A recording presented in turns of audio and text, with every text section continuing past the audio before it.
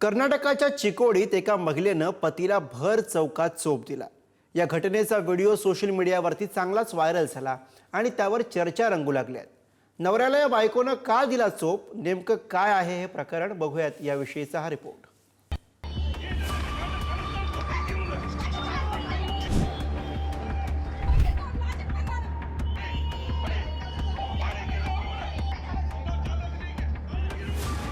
भर रस्त्यात एका माणसाला ही महिला चपलेचा प्रसाद देते। बघ्यांची गर्दी जमलीये, पण मध्यस्थी करायला कोणीही पुढे जात नाही।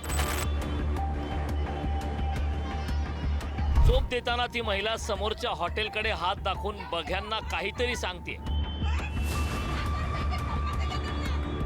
जमलेल्या लोकांना व्हिडिओ शूट करायला सांगते।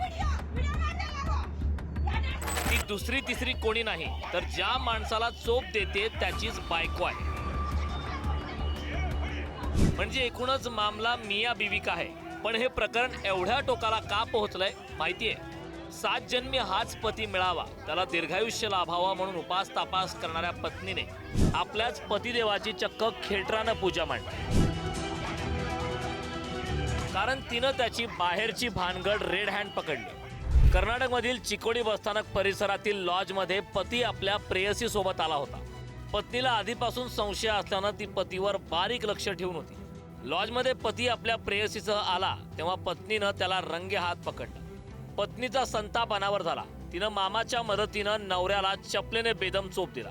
चिकोडी येथे एका लॉजिंगमध्ये पती प्रेयसी सोबत गेले असता